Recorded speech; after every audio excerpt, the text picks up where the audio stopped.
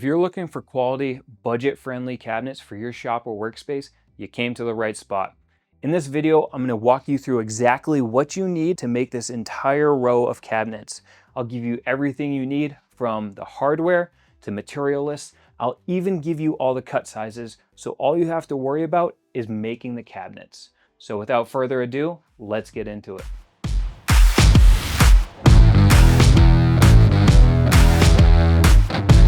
So before we start making the cabinets, let's talk about them a little bit. So this set of plans is going to call for 4 30-inch cabinets and 2 stacks of drawers that are 15 inches wide. I designed these cabinets to be budget friendly while also looking awesome. So everything on the outside is going to be maple, and then the internals of the cabinet is all going to be lesser quality plywood that can be bought for a discount. And I also decided to go against cabinet backs to cut down on plywood costs. All the hardware is reasonably priced and can all be found on Amazon. So that's enough about the cabinets. Here are all your cut sizes that you're going to need. So feel free to pause right here and record everything. All right, now that you have everything recorded, let's get into it. So I'm going to start breaking down my sheets of plywood. I'm going to use this Makita track saw to do most of that. And then for all the smaller stuff, I'll bring that over to the table saw and finish off over there.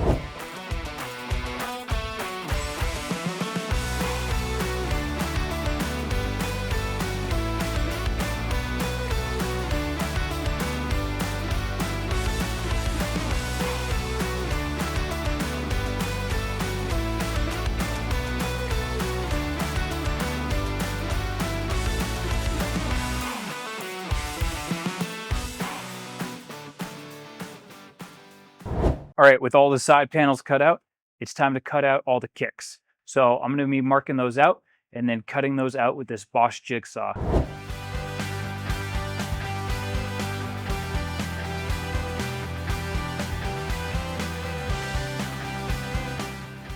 All right, so with the sides cut, the toe kicks cut out of the sides, we got our bottoms cut.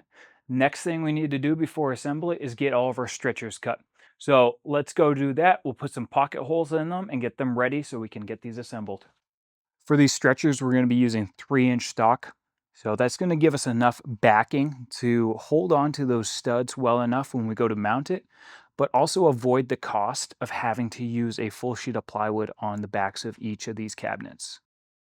So now that we have all the stretchers cut, we can start putting pocket holes in them. Now I'm going to use the Craig Foreman. What I love about this thing is it's just so much faster than the handheld versions that they have. You don't have to worry about clamping and unclamping the workpiece every time you make a hole.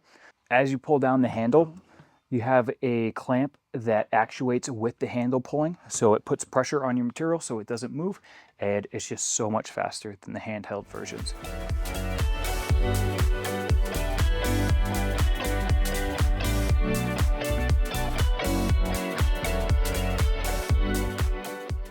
And since we have the pocket hole machine out, let's go ahead and put pocket holes in the bottoms of our 2 side cabinets.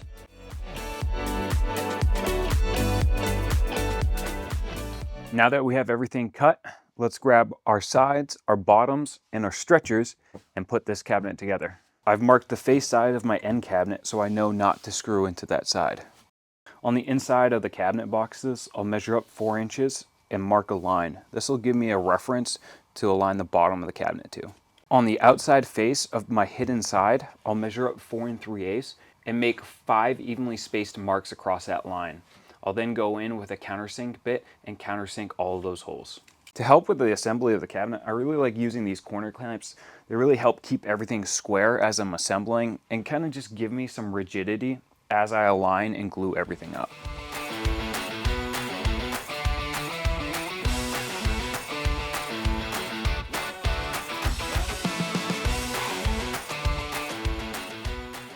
Now with the box assembled, let's get our stretchers on.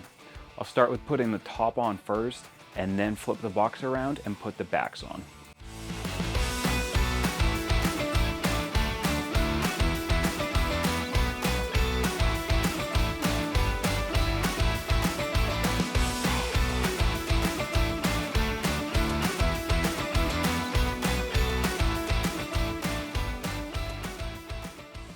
Before tipping the box up, let's add 3 countersinks on the back stretcher.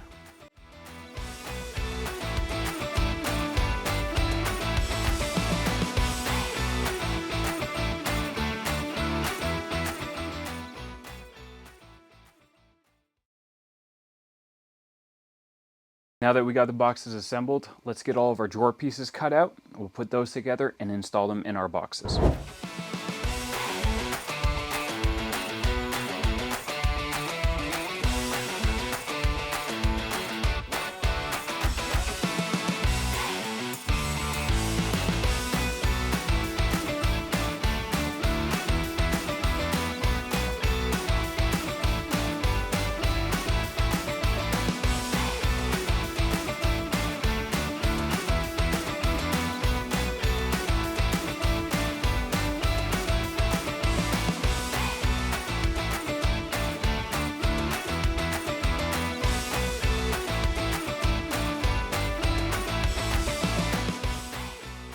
So now that the drawer slides are in, I test fit my drawers and it looks like I made a mistake. My drawers are just a little too snug. So instead of rebuild the entire cabinet, so what I'm gonna do is take each drawer box over to the table saw, and then I'm just gonna remove a small sliver on the bottom just to give the drawer slides just a little wiggle room so the box slides in.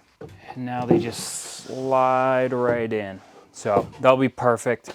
So they're not tied up and eventually wearing out those drawer slides.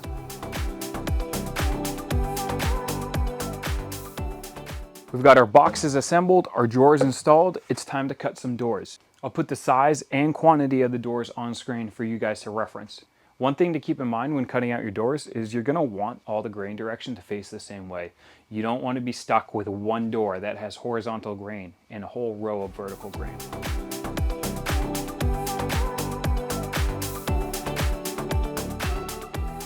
So all the doors are cut out, the drawer faces are cut out. Now, almost time for sanding and polyurethane, but before we do that, let's get our holes drilled for our hinges, and then we'll sand everything up, coat them, and we'll get them installed.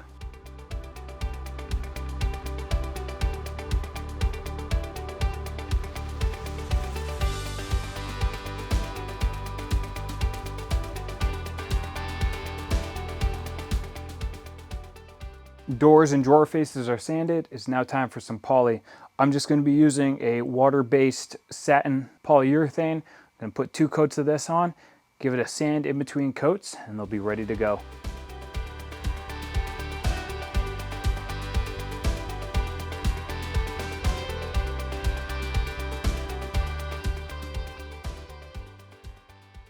To make putting your doors on a little easier, grab some scrap stock and put it under your box, and then you can just use a clamp to hold it to the bottom of your box. Now, since we're using full overlay hinges, we can just rest the bottom of the door on this lip and then install our hinges, and it'll come out perfect.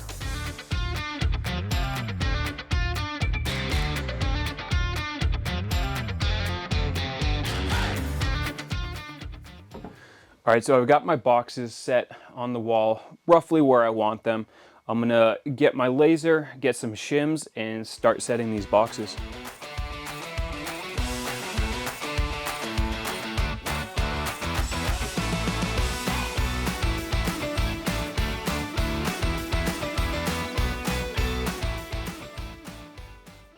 So the cabinets are installed, now it's time for our tops. Now, I chose to go with a butcher block top. I saw these and I thought they would look awesome on these cabinets, but they're not necessarily budget friendly. If you're trying to stay under a budget, feel free to use plywood. You can use 2 rips at 24 inches each, and then just put a piece of 1x maple on the front of it. It's going to do almost the exact same thing as these butcher blocks. So let me show you how I join these, and you can join your plywood tops if you choose to use that route, just like I do here.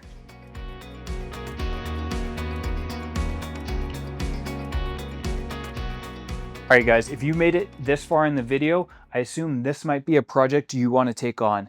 If that's the case, I'm going to list everything in the video description, from your hardware to your sheet goods, everything you'll need to put these cabinets together. If you enjoyed today's video, please like it. And if you enjoy this type of content, consider subscribing to the channel. You'll be notified of upcoming videos, because next we're going to be taking on upper cabinets for even more storage space. So if that's something you're interested in, hit that bell notification and you'll be notified as soon as that video is released. All right, guys, thanks for watching, and we'll see you next time.